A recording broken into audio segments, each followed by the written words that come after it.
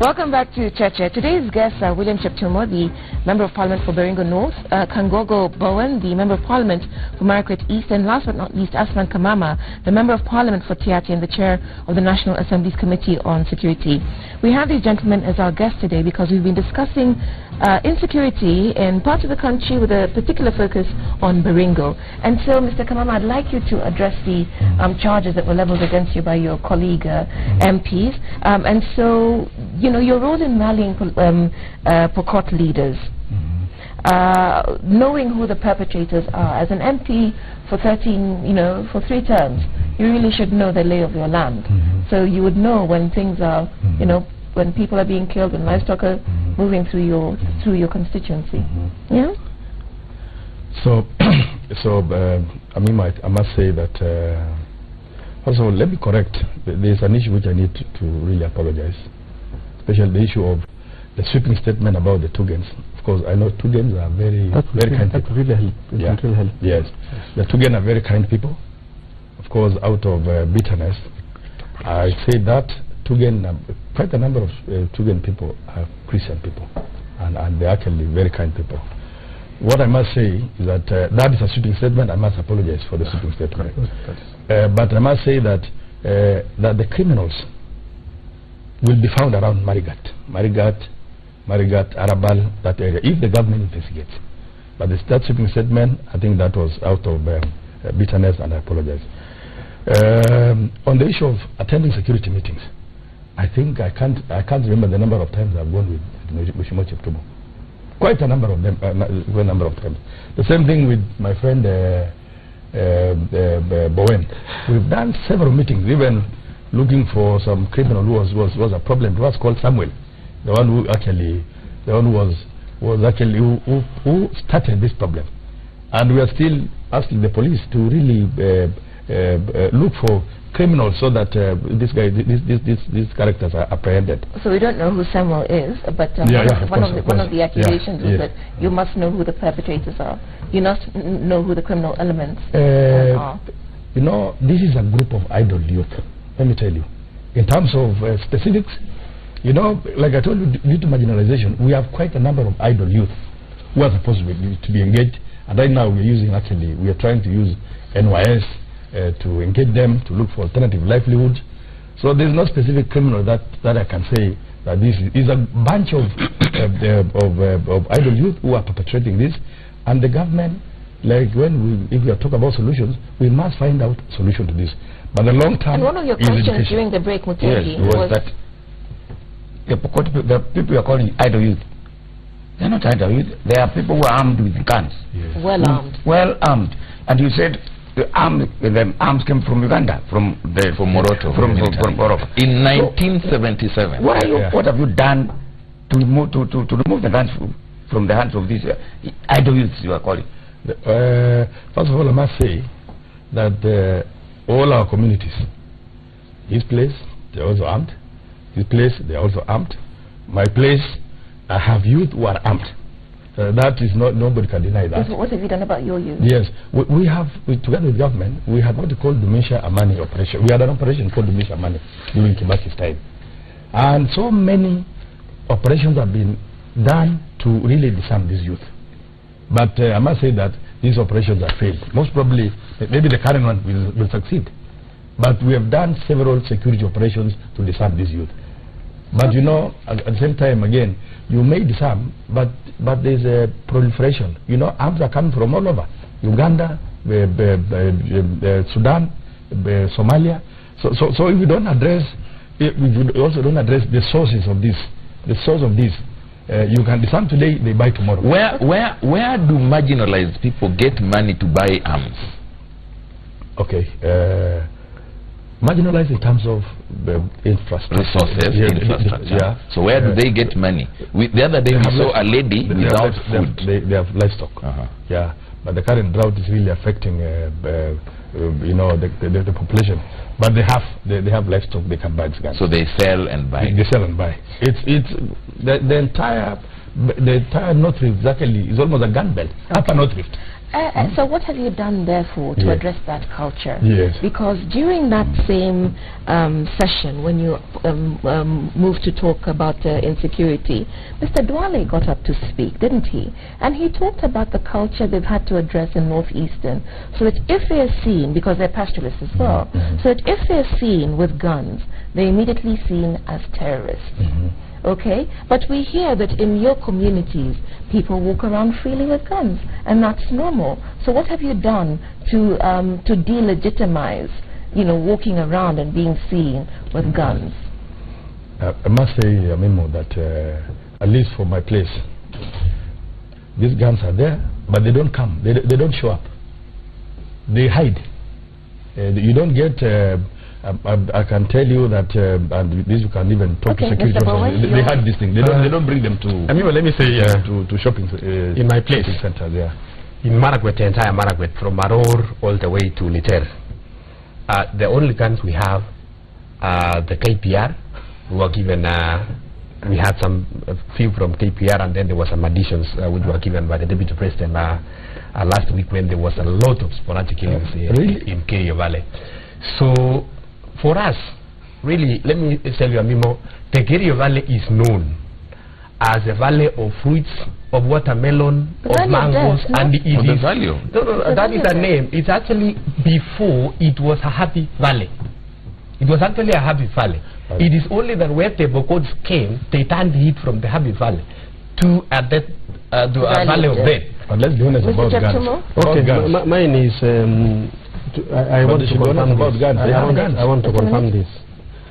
That the fact that there has been no aggression by the tokens of the Pokots area confirms a very simple thing: that you don't have the capacity, you don't have the guns, you don't have the power of the gun.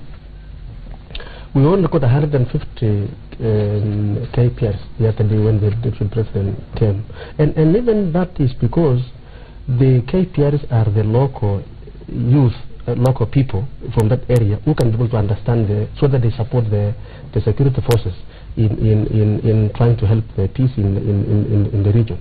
So I think that is an issue. Secondly, is that in the belt of that region now, from Loruk to Jepkesin to Yarcha to Garatuko to Loruk to Kalabata, we've been able to have police stations along that line. We are only relying on the support of government in defending our people. Okay. Well, one of the things, we're moving into solutions now because we're running quickly out of time. One of the things you have asked for is cattle rustling to be declared a national disaster. How does that solve anything? Especially if this has political overtones. Amimo, when you face desperate situations, you think of any solution. But how does this help? Because if you declare cattle rustling a national disaster, just like we declare when there is drought, we get support. It attracts the serious government attention. It focuses in terms of putting resources there, in terms of coming up with very specific programs to deal with this situation. Two is we set up a special fund, and this is very critical. If you look at the Constitution, what is the fund? If you look at the Constitution, it is the business of government of the day to protect the Kenyan people, their property. We know all of that. The special fund is to compensate. Okay. To compensate. And I built this to the president. We should set a special fund to compensate the victims of cattle rustling. What sort of response has this response? Already, Parliament, I moved a motion in Parliament, which was passed by the House.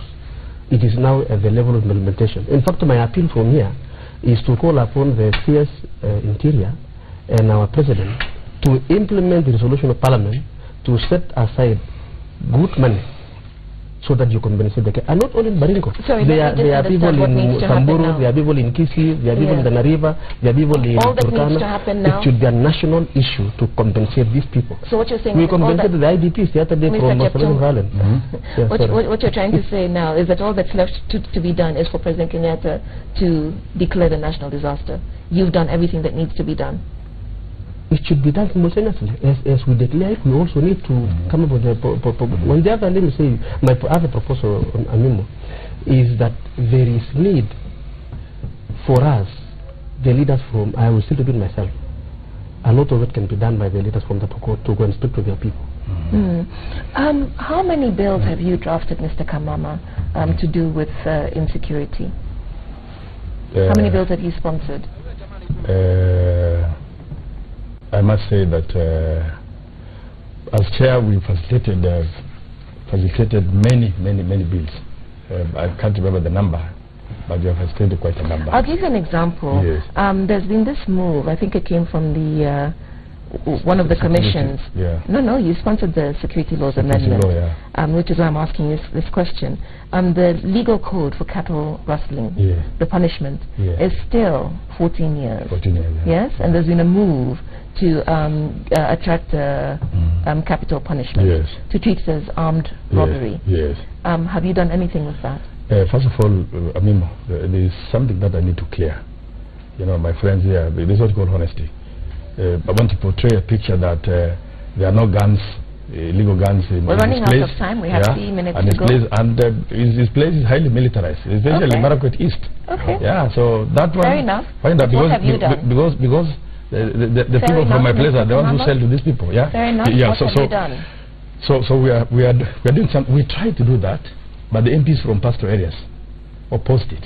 People like yourself. No, of course, I'm the one who did it. It's actually supposed to be in the security amendment law.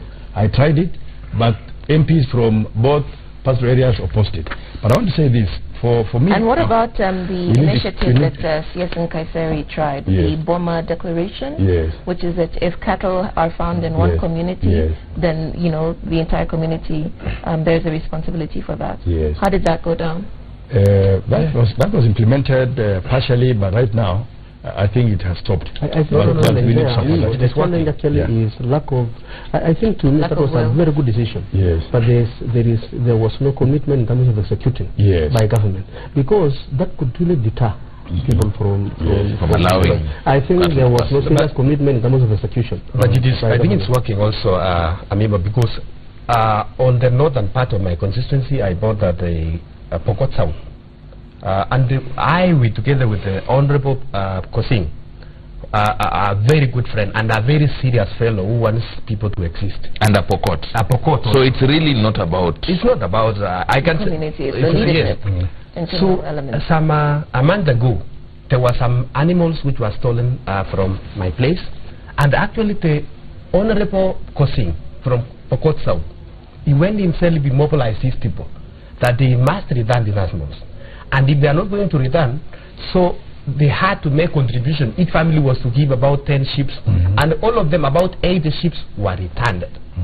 And since then, the people, they have lived very well, they have coexisted very well. So Yes. it works. We need to implement that. Okay. Yeah, so I must say, as going forward, we need to implement compulsory education for all school-going children to go to school. We need the equalization fund to have infrastructure in Baringo. We need many police stations in that area, and we also need to divide. You know, my place, my Tiati is half the size of Baringo. One MP, the other side is actually being managed by 5 MPs. So it's complicated. We also need to divide it so that we have like 2 district commissioners managing this place. Okay. Yes. I'm under pressure to wind Yeah. up. Did any of you know that there was this concept of group ranches, you know, being pushed by this anti-cattle rustling program? Group branches? That is another solution. You know, that area is a fast land, and these are areas where we have had, like in my place, Naratuko Group Branch.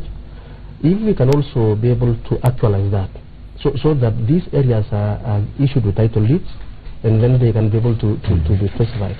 Another issue touching on that, the challenge we have today, and that is why we have a problem, is one of the last solutions to the problem is we should be able to respect our boundaries. So that the Pokot people should live within their boundary. Absolutely.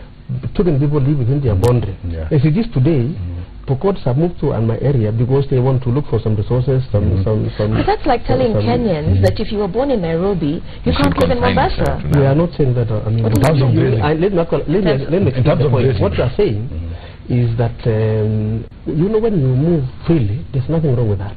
We have been doing that for many years. And by the way, Sorry, should be clear. I need to wind it up should the be program. clear Make your point. that there are many courts who don't have this problem of war. That's true. It should be clarified. Yes. If people move freely, but this issue of occupying land is the problem. That I agree. But you're saying that I can't buy land in Mombasa. I'm not saying that. So let me say this, Amimo. One, as my closing remarks and way forward for this, I think it is upon leaders to sit together and look for an everlasting. And that addresses the political leadership. Yes, as well. because we want to see the Honorable Kamama together with this leadership of Baringo. We want to see the governor of Baringo, because now we have a devolution. We have a devolved government. The county should not be now we're saying of Mr. Bowen, I'm going to end you there because you've made the point, which addresses political will. And I'm going to cut you off. We will have to have this continue this conversation because insecurity is not, unfortunately, you know, it's still with us. But thank you for calling, for inviting us. And so that's all we have time for. We apologize for rushing our guests.